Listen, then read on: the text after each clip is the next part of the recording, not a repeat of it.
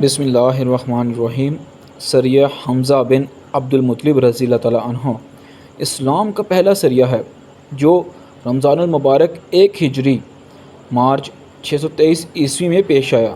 یہ واقعہ اسلام میں جہاد کی ابتدا اور مدینہ منورہ میں قائم ہونے والی نئی اسلامی ریاست کے دفاعی نقطہ نظر کی پہلی عملی تصویر پیش کرتا ہے۔ مدینہ منورہ میں ہجرت کے بعد جب رسول اللہ صلی اللہ علیہ وسلم نے ایک آزاد اسلامی ریاست کی بنیاد رکھی تو مکہ کے قریش مسلمانوں کے لیے سب سے بڑا خطرہ تھے۔ وہ مسلمانوں کو مکہ سے نکالنے پر بھی مطمئن نہ تھے، بلکہ ان کا مقصد مدینہ میں بھی اسلام کو پنپنے نہ دینا تھا۔ قریش کا تجارتی قافلہ شام سے واپس آتے ہوئے مدینہ کے قریب سے گزرتا تھا۔ رسول اللہ صلی اللہ علیہ وسلم کا مقصد صرف یہ تھا کہ قریش کو یہ باور کرایا جائے کہ اب مسلمان کمزور نہیں رہے، ان کی اپنی ریاست ہے اور وہ ان کے شمشانہ رویے کو برداشت نہیں کریں گے۔ یہ ایک طرح سے قریش کے لیے ایک انتباہی کارروائی تھی۔ واقعہ کی تفصیل، مقام اور تاریخ۔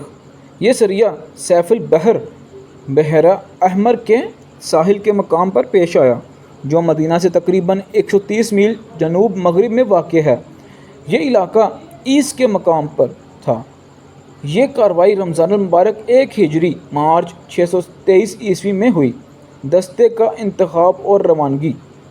رسول اللہ صلی اللہ علیہ وسلم نے اپنے چچا شیر خدا حضرت حمزہ بن عبد المطلب رضی اللہ تعالیٰ عنہ کو اسلامی فوج کا پہلا جھنڈا علم عطا فرمایا اور ان کی کمان میں 30 مہاجرین پر مشتمل ایک دستہ روانہ کیا۔ اس دستے کا مقصد قریش کے ایک بڑے تجارتی قافلے کا راستہ روکنا تھا، جس کی قیادت ابو جہل بن ہشام کر رہا تھا۔ یہ قافلہ شام سے واپس مکہ جا رہا تھا اور اس میں 300 سوار شامل تھے۔ مقام پر پہنچنا اور صف آرائی۔ جب حضرت حمزہ رضی اللہ تعالیٰ عنہ کا دستہ ساحل بحر پر پہنچا تو دونوں جماعتیں آمنے سامنے ہوئی۔ مسلمانوں کی تعداد محض 30 تھی، جبکہ قریش کی تعداد 300 کے قریب تھی۔ تعداد میں بہت زیادہ فرق کے باوجود حضرت حمزہ رضی اللہ تعالیٰ عنہ نے میدان چھوڑنے سے انکار کر دیا اور مقابلے کے لیے صف آرائی کر لی۔ جنگ سے صلح تک دونوں فوجیں جنگ شروع کرنے ہی والی تھیں کہ اچانک درمیان میں مجدی بن عمرو نامی ایک شخص آ گیا۔ وہ دونوں فریقوں کا جاننے والا اور معزز شخص تھا۔ اس نے دونوں گروہوں کے درمیان گفت و شنید شروع کی۔ اس نے قریش سے کہا، اے قریش، تم تعداد میں زیادہ ہو، لیکن اگر تم نے ان 30 آدمیوں سے لڑائی کی اور انہیں قتل کر دیا تو پھر ہمیشہ یہ بدنامی تمہارے ساتھ رہے گی کہ تم نے اپنے ہی بھائیوں کے خلاف زیادتی کی۔ اس کی بات دونوں فریقوں کو معقول لگی۔ مجدی بن عمرو کی ثالثی کے نتیجے میں جنگ ٹل گئی اور بغیر کسی خون ریزی کے دونوں فوجیں واپس چلی گئیں۔ یوں یہ پہلا اسلامی سریہ بغیر جنگ کے مکمل ہوا۔ واقعے کے اہم نکات اور سبق۔ نمبر 1، پہلا اسلامی علم۔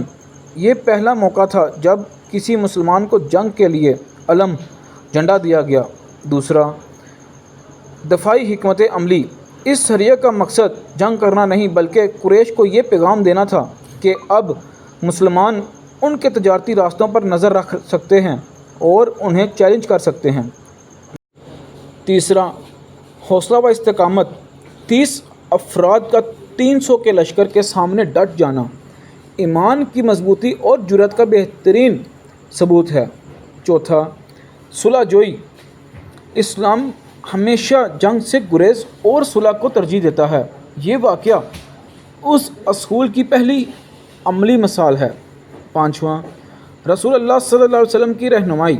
یہ سریہ رسول اللہ صلی اللہ علیہ وسلم کے حکم اور ہدایت کے مطابق ہوا، جو یہ ثابت کرتا ہے کہ جہاد ایک منظم اور حکمت عملی کے تحت ہوتا ہے، ذاتی جذبات یا انتقام کے تحت نہیں۔ سریہ حمزہ رضی اللہ تعالیٰ عنہ اگرچہ بغیر جنگ کے ختم ہوا، لیکن اس کے اثرات بہت گہرے تھے۔ اس نے قریش کے غرور کو خاک میں ملا دیا اور عرب کے تمام قبائل کے سامنے یہ پیغام دے دیا کہ مدینہ میں ایک نئی طاقت ابھر رہی ہے جو اپنا دفاع کرنے کی پوری صلاحیت رکھتی ہے۔ یہ در حقیقت بدر کبریٰ جیسی عظیم جنگ کی بنیاد ثابت ہوا۔